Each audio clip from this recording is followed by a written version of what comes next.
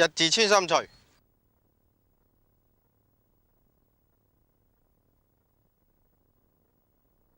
日字穿心錘呢個拳係詠春功夫嘅最基本嘅拳法之一，講究鍛煉人體各部分協調同放鬆發勁，使腕力、耐力、速度、寸勁、力點、擊打嘅準確度、密集度等充分咁不斷地得到提高同發展。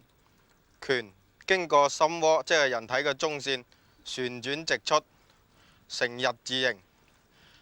拳快出盡嘅時候就以寸勁發出，回收嗰時就以帶前臂帶返去脅底下，一手發一手出。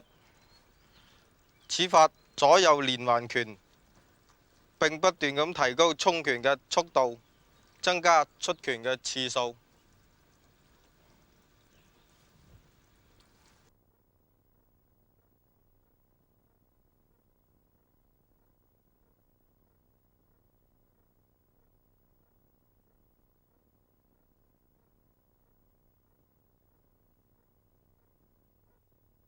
偏身錘，偏身錘喺日字連環錘嘅基礎上，加上偏身馬嘅練習，出拳嘅方向同身體嘅中線成90度，亦係詠春功夫嘅最主要嘅基本功之一，講究腰馬橋合一嘅整體發力，並配合呼吸，達到外練內養嘅訓練目的。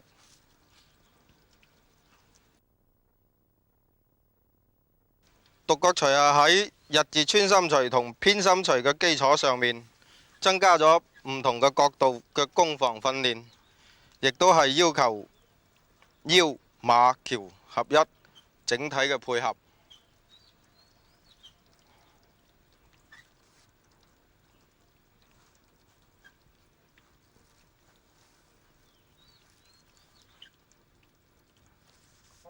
第四個戰錘，戰錘就係喺獨角錘嘅基礎上，加上同戰馬嘅配合，增加馬步同拳法嘅雙錘結合，練習錐形逼步、身形手法等，要求就步步為營，鍛煉腰馬嘅聯合發力。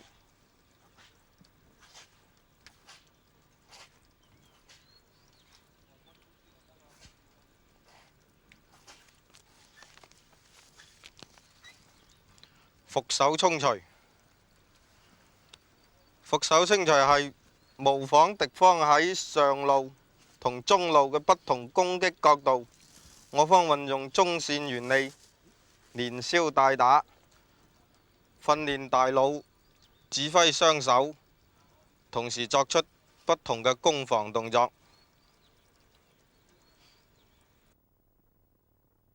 更難手錘，這個拳法就係模仿敵人喺上、中、下3個不同角度嚟攻擊，而我方就運用中線原理，連消帶打嘅攻防訓練。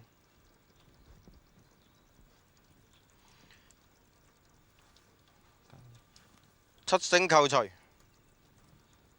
七星扣錘亦都係模仿敵人喺上、中、下3路用不同角度方法嚟攻擊，我方運用綁手、衝錘等連消帶打嘅攻防。練習者嘅攻防意識着重訓練大腦，同指揮雙手作出不同嘅攻防動作。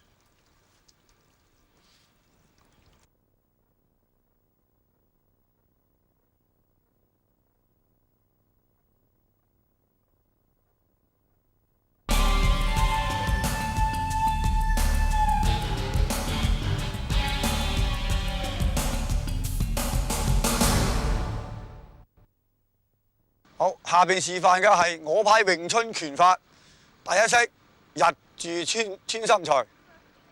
先開嗰個馬又係2字拳陽馬，咁樣呢，兩個手呢就緊握喺胸前平放，咁咧就講起中線咧，所謂穿心咧，穿心其實就係呢個心臟啦。按照以前講嘅心，依家就係中線原理。因為人體中線原理有好多要害部位，所以手中用中線原理就係咁嘅。嗱，佢嗰個拳咧就要喺個水平出，就要穿個心同位咧係直出嘅，個膊嗰度個拳係水平直出，有微微向前衝嘅，仲要帶有旋轉性質嘅。嗱，我放慢嚟玩，係咪旋轉啊？上一到嘅時候咧就轉出去，用個轉徑打出去，收翻嚟一樣，咁出咁收，就向下收，攞隻手咁收翻嚟嘅。再示範多幾次。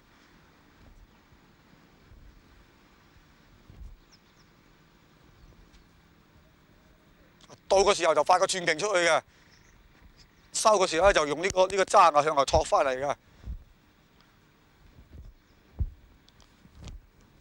先玩一隻就係咁嘅，旋轉打出去嘅啲拳啊，喺中線度咁水平，又微微向上，收翻嚟咧用呢個踭向後抽，就喺個中線嗰度出，咁兜住佢圈出嘅，就唔係話咁樣直出去，咁樣直出係錯嘅，旋轉都冇用嘅，即係穿唔到個心係嘛。大家對練咧就可以顯示出嚟嘅。呢個中線原理一定要穿心出呢度啦，微微穿過個心口。呢隻手咧仲係轉住嘅喎，角度冇變嘅，護住個中線嘅。依家到呢度咁樣啊，到嗰時候啊就攞個轉徑快速衝出去，收翻嚟就一樣咁擰翻嚟。其實擰翻嚟呢度啊，呢一招咧已經係護咗住而家嗰條中線嘅，守咗住而家俾人家又打我咧，呢度係擋到嘅。我再示範下連環衝財啦！呢隻出咗，呢隻收嘅同時，呢隻要出嘅就你唔好話呢隻收咗，呢隻出咁樣，唔係叫連環嘅。一般呢隻一收呢隻出，兩個拳咧都係喺中線裏邊打出去嘅啦，護住自己，帶有交叉性質嘅衝拳嘅時候啊，到佢呢度衝出。嗱，我先慢慢地衝幾下，係咪都轉住打出去嘅？一打出去嘅時候就一定要成個日住啊，就唔係話一打出去咧。就咁而係令多啲啊，咁又唔同，因為詠春佢有個意識訓練自己，我要日住就日住，唔能夠變平財，我要打到日住就打住，又唔能夠話打到咁樣個拳咁樣歪啦，對個腕咧有損害嘅，特別你打個木人樁嗰陣時咧，就會損害到個手啊，同埋打沙啊，所以隻手一定要工整嘅，拳頭同埋一定要實嘅，去到虛握你都要揸實個拳頭，就唔好話衝拳啦，去到咁啊就打到咁樣嘅，有啲人就打到咁樣嘅，所謂鐵拳脫拳，你唔握實咧就食唔到鐵拳嘅。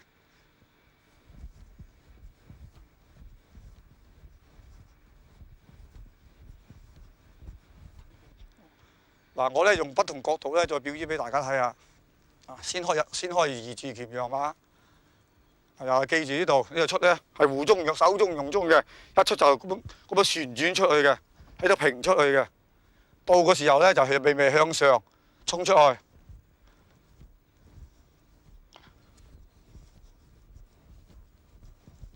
嗱，到個時候發力好鬆嘅喎，但唔係谷住喎。我拳頭記住我咁樣係虛握嘅，但係我虛握咧。個拳頭記住，千祈就唔好話一打出去就放鬆晒去。個拳頭都係有呢個形喺度嘅，嗱呢度仲係實心嘅。收翻嚟就放喺度，放喺度係想即係點解喺個拳位拉翻到嚟呢度咧？呢個膊度咧，因為咧係屬於放鬆兩條筋。嗱，同埋出個拳咧就呢個膊同呢膊係成一個三角形咁打出去嘅，佢有個力學角度喺度嘅。嗱，呢兩個膊呢兩點，到我呢個衝呢點到呢點同呢點到呢點係成一個三角形嘅。呢又係詠春拳日住衝真拳嘅特色啦。嗱，咁樣練呼吸咧就一定要自己啊控制佢深長呼吸，即係盡量將自己條氣咧就唔損嘅。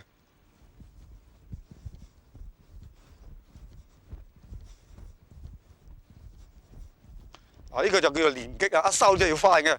所以呢一點打擊呢一點咧，要求每秒鐘起碼要3點以上嘅。嗱，逐打出去嘅，就為咗快啊！初練咧，你就先放慢，練熟啲筋先。嗱，好似家下咁樣練，如果初學嘅時候，要領一定要掌握清楚，就係要轉住打出去。到個時候發個寸勁打出去。點解詠春要寸勁咧？我下邊會再示範點解嘅。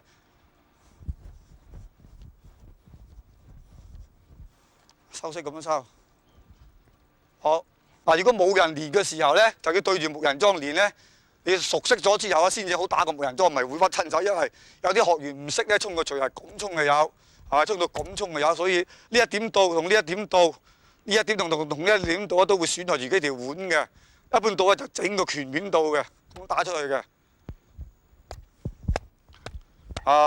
隻手基本上係唔痛嘅，出晒力都唔痛嘅。嗱，都係整個拳面打到呢一點嘅，就千祈唔好話隻手歪啊，就呢個道理啦。如果手歪咧，就發揮個碗咧就好易扭親嘅，又發揮唔到嗰個爆炸力嘅。可以打上打下，注入咁練。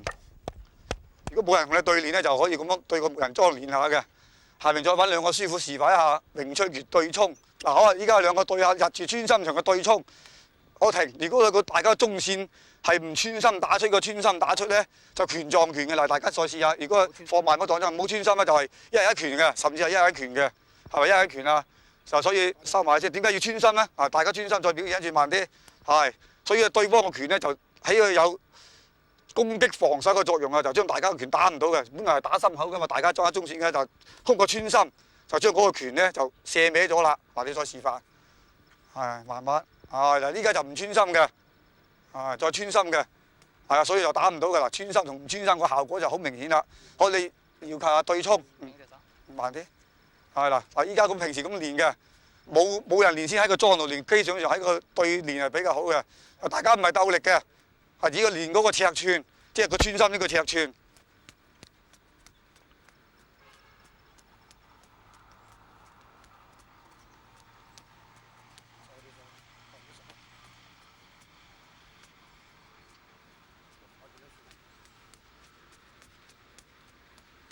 喺搏擊裏邊咧，就喺保護自己。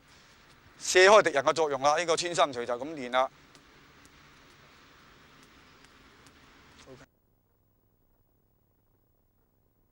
好，下邊示範嘅係詠春拳嘅基本功偏身錘。偏身錘咧就喺偏身馬嘅基礎上，結合詠春拳嘅日住穿心錘、腰馬咁合一咧，就所謂腰馬橋合一啦。嗱，我示範一處。首先開個二字鉗讓馬，跟住咧就日住衝錘。就係穿心出嘅，咁咧就跟住偏身出去。偏身出去嘅時候，呢兩點咧，偏身馬咁樣啊，記住呢兩點係唔喐嘅。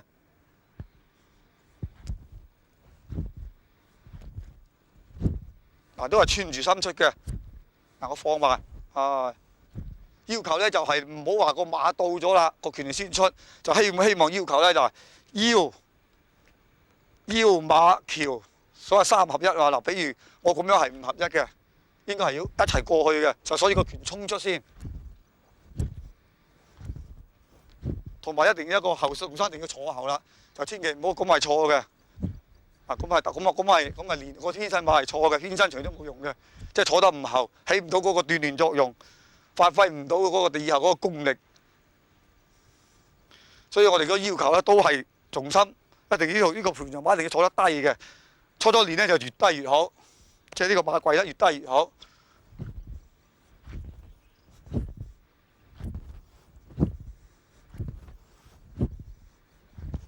呢個就喺日住穿心錘變出嚟嘅。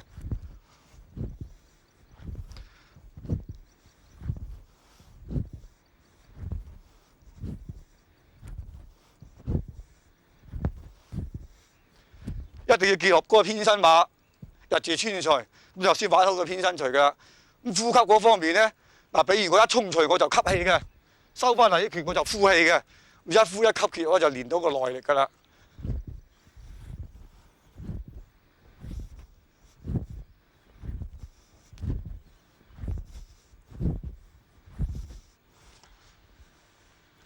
我不同角度再練下偏身錘嗰個作用。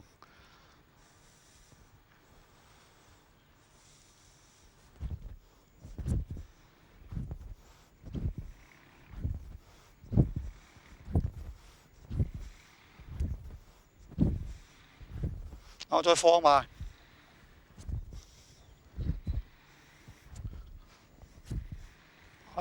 啲拳一定要喺穿心裏面出嘅，就咁樣係嗱。我示範一個錯誤嘅動作就係咁喂，有啲就唔穿心玩咧，呢個係錯誤嘅，一定要穿住心出去打出去。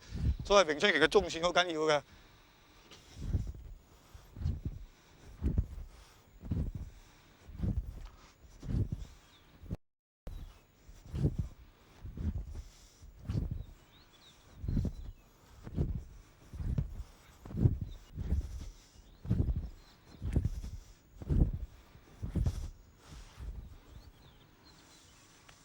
依家我咧就開始示範偏身錘個對木人樁嘅對練，又係個偏身馬啊，對住呢個樁呢個中線，自己嘅中線對住木人樁嘅中線，咁你先知道個馬實際上係點樣啦。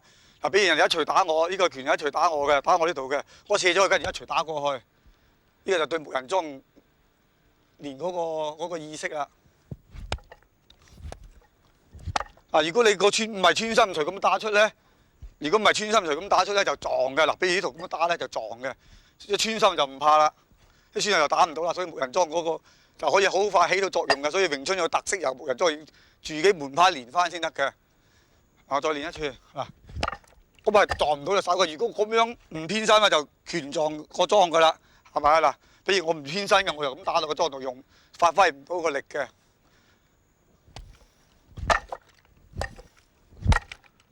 啊，個馬係坐翻後邊，卸開晒人哋㗎個偏身錘啊，就係咁樣道理啦，卸開晒個中線嘅，呢就偏身馬偏身錘嘅作用啦。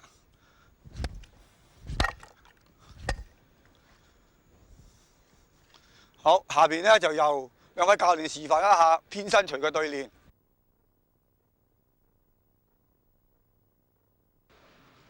穿住心打出去就係咁樣，嚟對練射嘅，慢啲唔好咁快啊！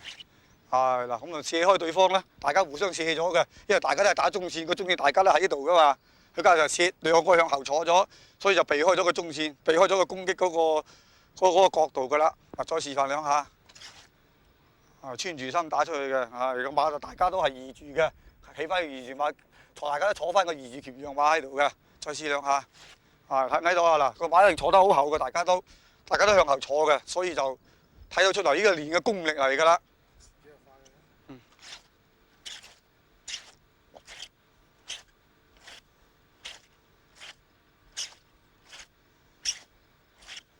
坐得好厚嘅，一定要呢個，或者坐得咁厚嘅拳撞拳嘅，同埋如果唔穿身又係拳撞拳嘅。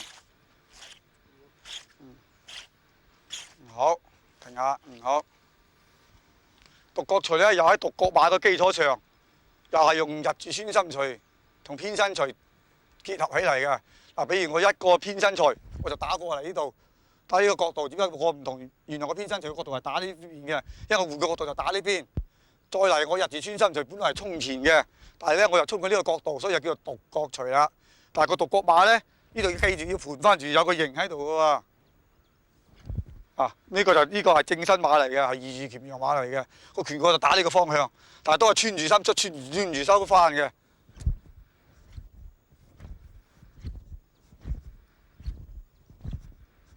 嗱，轉手咧就咁樣過嚟起一個單，呢個叫單綁手。我下面咧就會再教大家嘅，嗱，呢個叫立手衝錘啊！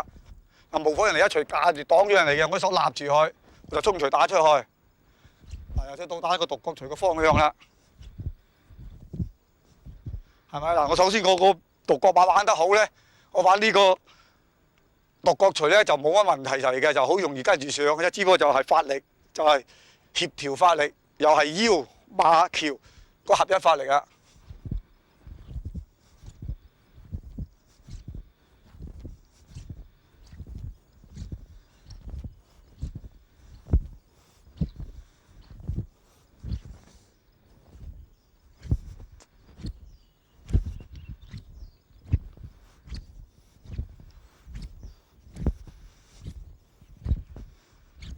嗱，個馬一定要坐得好自然嘅。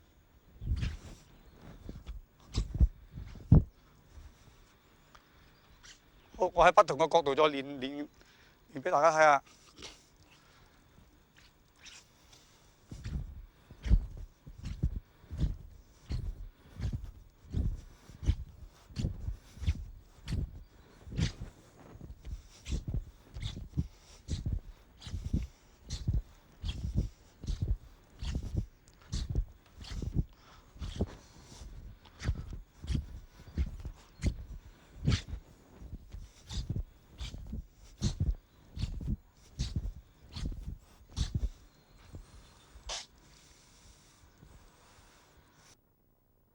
下邊開始講嘅係戰錘，戰錘咧又係喺獨角錘嘅基礎上上馬，即係戰馬噶啦，戰馬背又出錘啦。戰錘嘅基本上咧就一上一步咧，個馬係隨住去嘅啦。比如我一上變呢個天身馬嘅，我個腳步係隨住拖住呢個上去嘅馬步，就唔會話鬆撇撇咁樣上去。後邊唔會話鬆撇撇咁樣去，同埋隻腳咧就一定要保住距離嘅。嗱，我再做一次，就一定要上馬。我隻腳攬咁多，我隻後腳就上咁多。嗱，係咪？啲始終保住呢個間距嘅。佢人體咧始終係兩隻腳咧，呢隻腳咧就喺個膊頭個下邊嘅。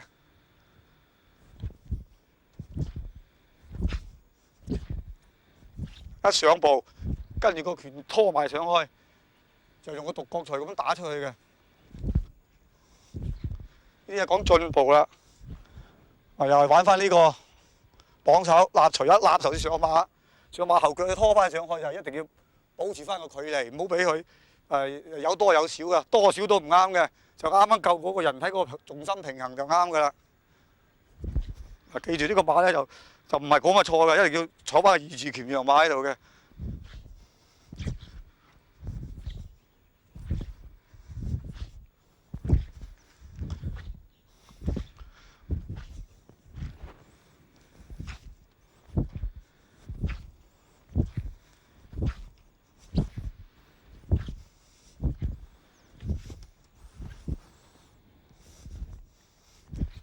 我放慢啲打，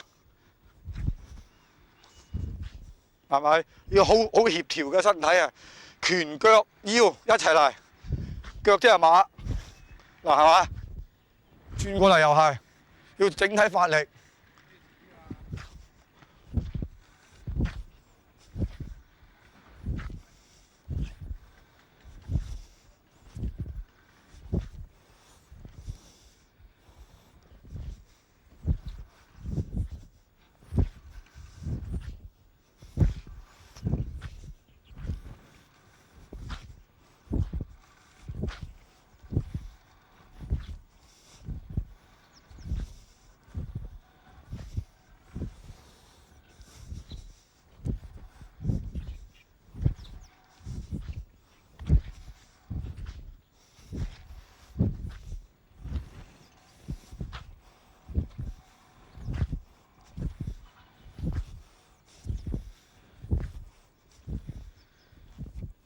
好自然嘅，你前唔前進都一定要合一咁上去。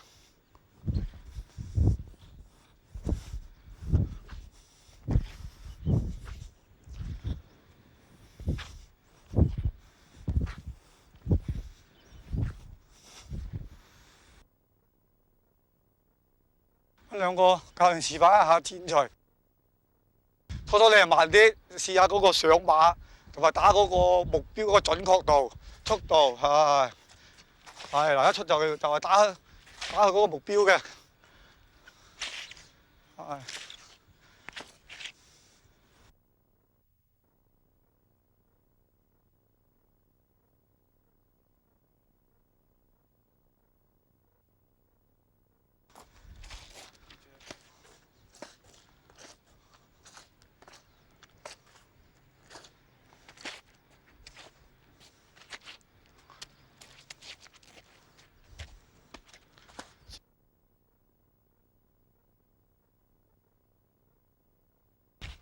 嗱，借條腰嚟發力咁打嘅。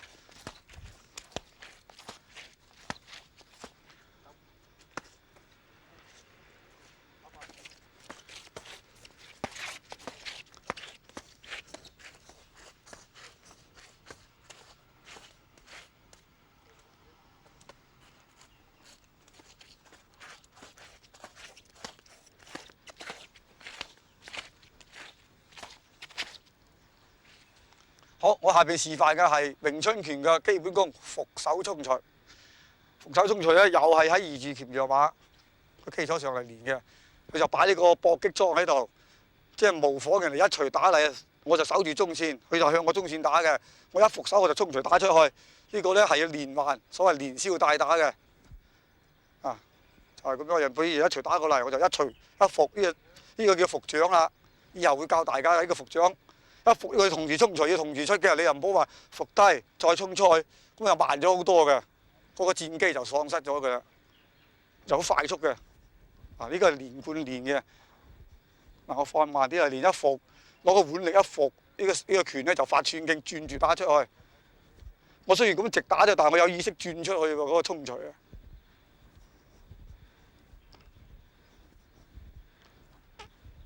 呢個伏一伏就打，一伏就打，一伏就打。呢個就所謂連消帶打啦。伏咗係叫消，衝錘係叫打。詠春拳連消帶打就係一個特色啦。依家又係同其他門派唔同咧，詠春拳就係比較慣用，就係一隻消一隻打嘅，佢就唔會話呢隻消咗人嚟，再呢手再打出去冇嘅，同時出嘅。所以個大佬咧，左手右手做個動作同時都係唔同嘅啦。譬如我呢個伏掌，呢個衝錘係同時做出嘅，好快速咁同時做出嘅。呢啲就係詠春拳同其他門派唔同嘅特色啊！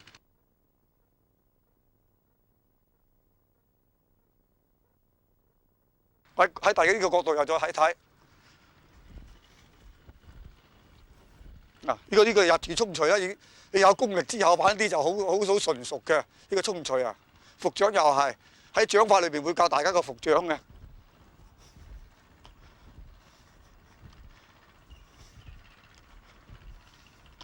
因為詠春拳咧係好系統咁訓練嘅，所以佢拳法掌法咧就即係一齊嚟運用嘅，就冇話淨係用掌啊，就唔用拳嘅，就唔會係咁樣嘅。呢啲又係詠春特色嚟嘅，左手用掌，右手用拳，呢個就叫伏手衝錘啦。好，下邊咧我啊示範木人樁伏手衝錘。嗱，我介紹下木人樁咧，點解有3隻手？呢隻手係當下路嘅，又放喺中線嘅。呢兩隻手係移動會喐嘅。其實你當佢中線就得，呢兩隻手咧，你當佢左右擺又得嘅。好，我示範個伏手衝錘。嗱，比如我咁樣，人哋向我下邊打我呢度嘅，我一伏我就衝錘打出去啦。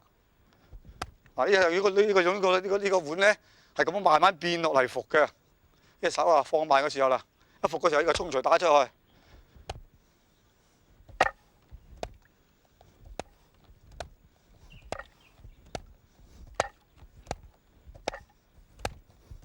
呢個日字衝錘喺基礎上係咪打喺呢啲就又係平面刀嘅，所以功底就係咁練出嚟啦。越簡單越實用，就喺呢度可以顯示得到啦。嗱，呢個日字衝錘好簡單，但係如果你玩得好咧，就成個平面刀嘅，打隻手就唔會痛嘅啦。喺我隻手完全唔會話有咩問題，唔會話打到起晒枕嘅。詠春拳啲枕啊，啲手嘅。好，下邊又兩個示範。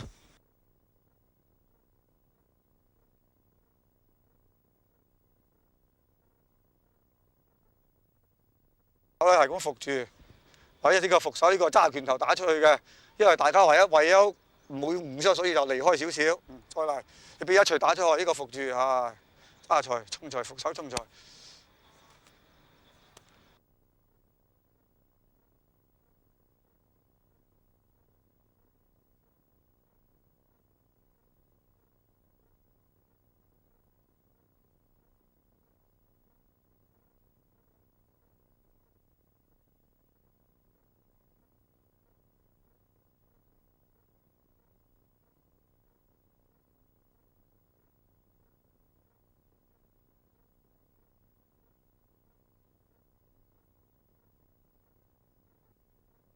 好，我下邊練嘅詠春拳嘅基本功，耕蘭手錘。耕蘭手錘咧，又係喺二字拳陽馬基礎上，耕手可以下落會教大家嘅。先講嗰個耕蘭手錘個用處先。啊，呢個叫耕手，呢隻手咧，呢隻手係咁耕出去嘅。呢個叫蘭手，呢個叫耕。耕手咧就係咁耕出去嘅。呢隻手啊，呢個叫做護中啦，即係詠春拳嘅中線護中，呢隻手就叫做救手，又護住咗中線。而家呢個向我打嘅嚟，我咁樣護住佢嘅。呢隻手係呢個手係咁轉出去攞呢個角度啊，喺搏擊角度係咁轉住咁耕出去嘅。結落嗰個偏身馬，嗱，我示範一處，要整體發到力嘅。呢隻手係護住嘅，呢隻手係一張刀剁出去嘅。呢個叫耕手。啊，再玩嚟啲收法嚟用呢度咁收嚟連貫玩咧，就咁過去嘅。一張刀呢度一張刀剁出去。啊，呢個叫耕手。收翻嚟係咁練，用人體呢個角度啊！嗱，呢個叫伏手嚟嘅，一收翻嚟咧，呢隻手咧向下一伏，呢隻刀一腳出呢個時候就要夠啦。呢個叫耕手，耕手咧主要係對付下路嘅。嗱，呢個叫外更啦，喺呢度打咧叫外更。頭先咁樣落教大家咁落咧係內更啦。我先玩一個外更，話個馬一定要坐翻嗰個偏身馬噶喎。呢個叫外更，呢個叫內更。一手咁樣收落嚟，一張刀咁剁落去，攞條腰咁借條腰剁出，啲手咧就護住佢嘅。我放慢啲，呢個叫更手。喺唔同角度再教下大家個更手先。呢度一張刀咁剁落啲手護住中線，護住自己嘅。呢度就將個侵犯我下路嘅手咧，用張刀咁剁開佢嘅。呢個馬咧就坐翻個偏身馬。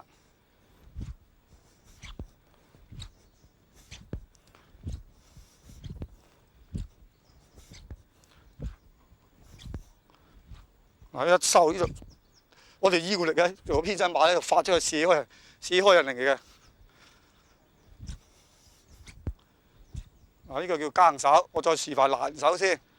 攔手咧又擺呢個搏擊裝，無可人人勾除打我呢個雲青咧，我隻手咁樣攔住佢。呢隻手咧就叫做偏身錘咧衝出去，呢個叫攔手啊。嗱，好少動作嘅啫喎，就呢個快個寸勁，就旋轉打出去嘅。呢個叫由一張刀咁剁落人哋。想話攻擊我呢個雲精啊，咁我就咁樣攔打出去嘅。咁啊，詠春拳嘅特色啊，就連消帶打啦。呢隻攔，呢隻就衝錘打出去嘅。再睇一次，馬步一樣係偏身馬嘅馬步，呢個係偏身錘，就結合咗攔呢隻防守呢隻手，呢隻手係殺傷對方嘅，用啲寸勁斬落去嘅。由更攔手結合就係咁樣噶啦。我再玩個更攔手就係咁樣噶啦，更。攔，由少到更，攔，用處咧就係攻擊我兩邊太陽穴，同埋我兩邊肋掩，一個拳一個腳個方向。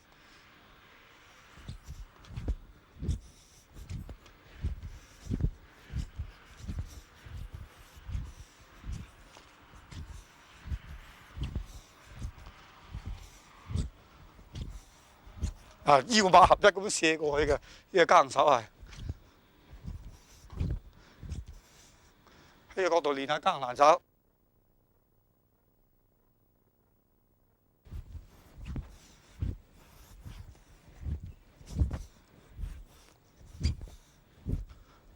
依家就顯示到個馬步嗰個威力喺度啦，偏身馬係。依家過嚟呢度又係偏身馬。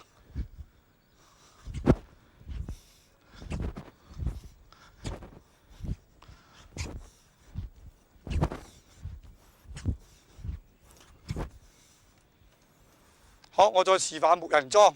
木人樁個更攔手咧，又係要咁樣練嘅，又埋啲先玩一個內更喺度，叫做內更。咁啊叫更攔更攔，呢個叫攔手。因為個樁矮啊，冇辦法啦，因為唯有即係好用啊，就冇咁高嘅，所以就放低咗。平時練咧係以擋個頭部為主嘅個更手啊，個攔手。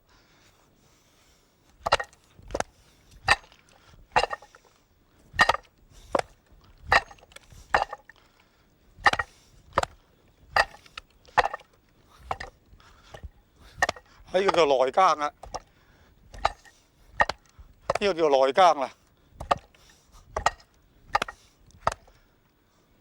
呢個叫外更。呢個叫救手啊！嗱，隻救手係咁樣，就唔係話咁樣剁人㗎，係旋轉咁樣射人嘅力嘅。呢隻手又係旋轉轉住咁更落去嘅。呢個救手啦，其實用個救手人哋一錘打我，咁我就救咗佢㗎啦。不過咧，詠春一般佢就係呢隻手咧都護住下路。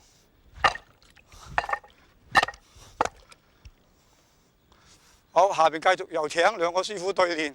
開始有兩個示範，呢個進攻，呢個防守。連消帶打停，連消呢個消呢個打就係咁樣嘅。因為呢個錘係打去嗰個雲之後，佢就喺度截咗㗎啦。好，再繼續。到更。呢個係更手嚟嘅。再嚟一處。呢個係爛手。再嚟耕手。勾佢，因為勾佢下邊啲錘，所以佢就用一手耕開佢啦。再玩多2處。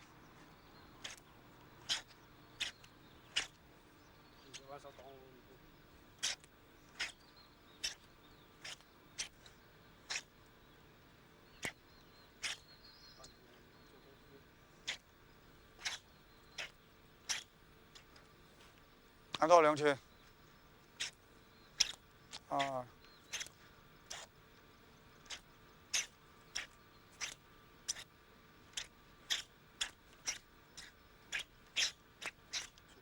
好，示範嘅係詠春拳基本拳法7星扣除。7星扣除咧，又係開個2字鉗羊馬，擺呢個搏擊裝喺度，模仿啦。呢個叫扣手啦。7星扣啊，就以扣打嚟啫。又係講翻嗰個説話，詠春拳係連消帶打嘅，冇話一招一式都分開擋邊隻攻㗎啦。呢個扣，呢個就要進攻嘅。呢個叫綁手，呢個叫打下邊嘅。呢個叫扣手，呢個扣手衝財。扣手咧，隻手咧係要咁樣揮呢個寸勁咧，係啊，來地收翻嚟咧，就向外咁扣落去嘅。呢個叫扣啦，呢個咁樣嘅勾就叫扣啦。呢個叫綁打。呢個偏身錘又係扣打喎，但係用咗偏身錘啦，即係射開對方膊上咗隻手啊嘛。好啦，再轉翻呢個正身馬啦，佢又一種防守位置嚟嘅。7星扣再重複啦，扣手衝財，扣手一個衝財，一個綁手衝財，再一個綁手衝財，一個扣手衝財，扣手衝財，綁手衝財，就連咗變咗7下，就叫7星扣啦。再數一次啦，1、2、3、4、5、6、7，咁就成名7星扣嚟嘅。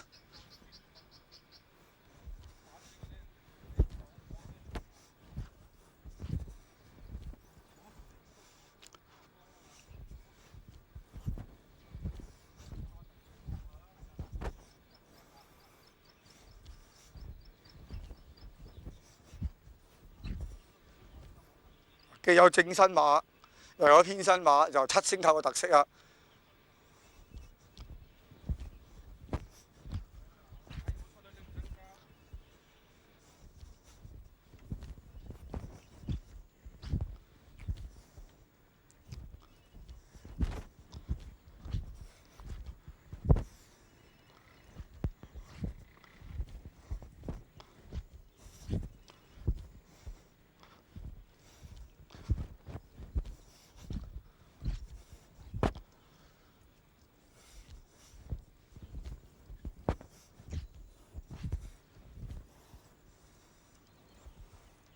下面我再示範一下木人樁7星扣係點樣用嘅。我先講嗰個扣打。扣打咧，即係模仿人一錘打嚟，我隻手係咁扣，咁就叫做扣啦。扣手衝財，呢個叫扣手衝財啦。佢因為佢冇再高個手，所以咧就示範唔到個綁打啦，我就空玩就算啦。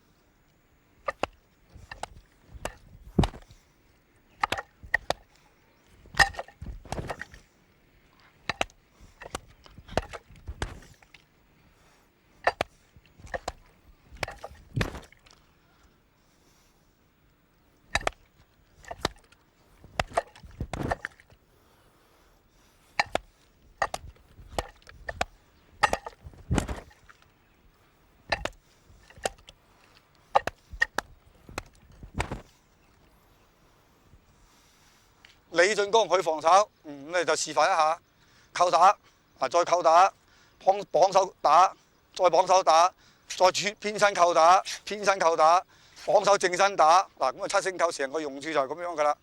再做多一次。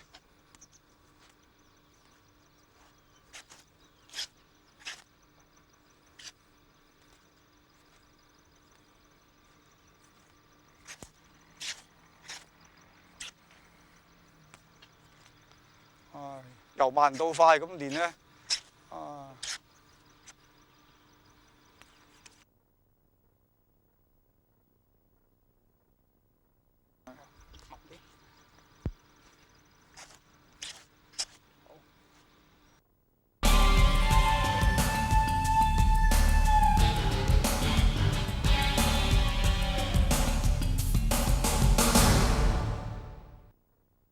木人樁拳法訓練嘅示範。伏手衝錘。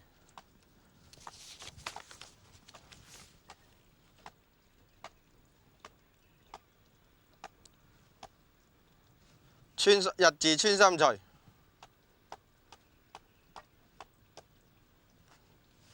耕蘭手錘。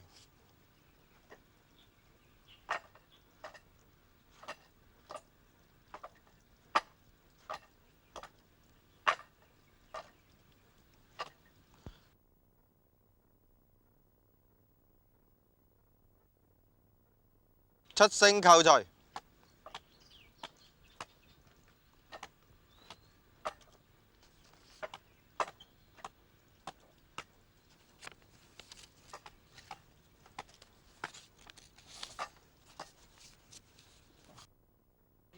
日字穿心錘。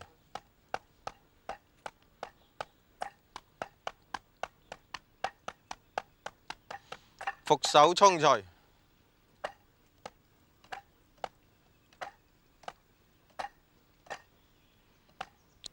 耕蘭手錘。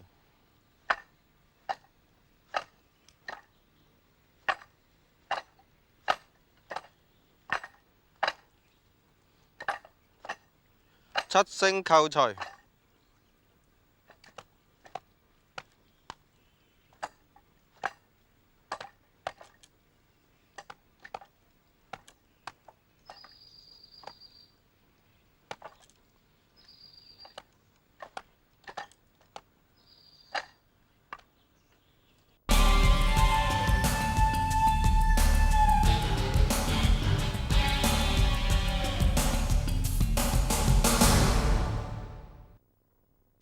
拳法實戰訓練。拳法實戰訓練係運用詠春拳嗰幾個基本拳法，穿心錘啊、日字錘啊、偏身錘同獨角錘、箭錘、伏手衝錘、耕蘭錘等，比較容易整傷，所以戴上拳套。喺練習過程中，亦可以運用詠春黐手嘅技法，將對方嘅翹手黐住，進行其他嘅攻擊。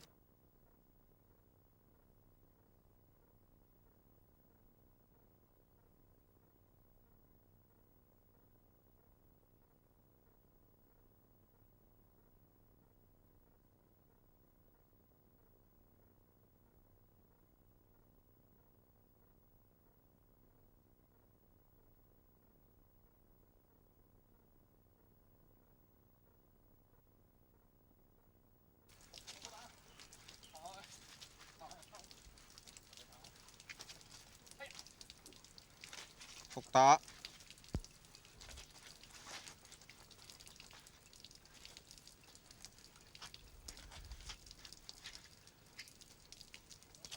七星扣。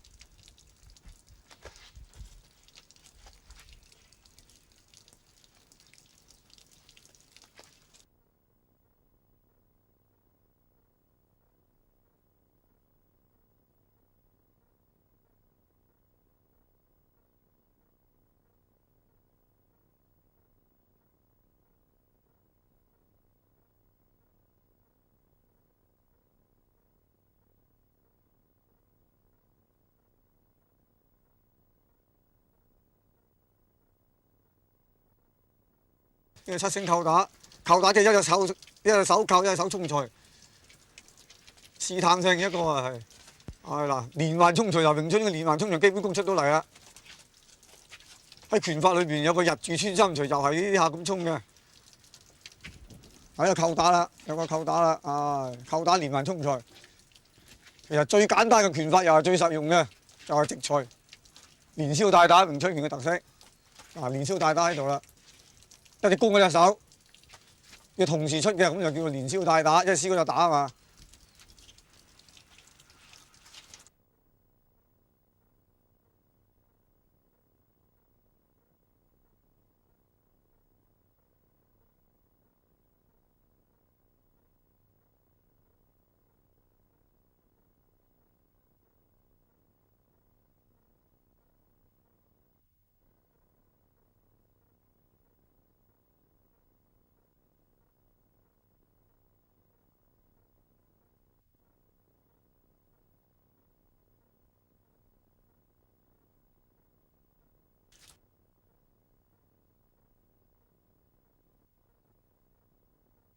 啲詠春拳法就只要練反應，依家佢唔係話即係大家都流力，唔係話真打喺度㗎嚇，即係為咗安全起見。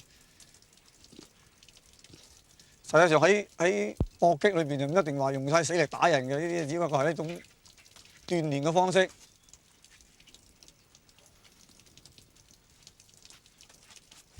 真中有假啲又係試探性。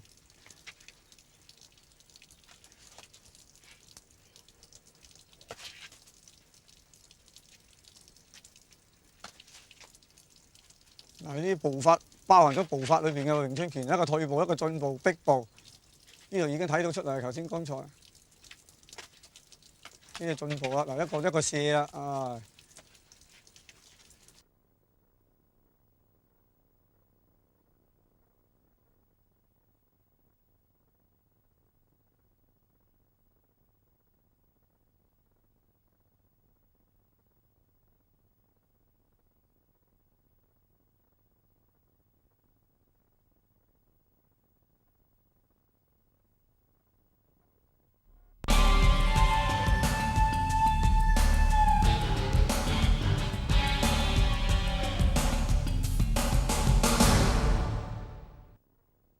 詠春小念頭係詠春係拳、詠春拳系列裏邊嘅總和其他全部招式，好似步法、拳法、掌法，全部喺度變出嚟嘅，係詠春拳個主要組成部分，表現部分。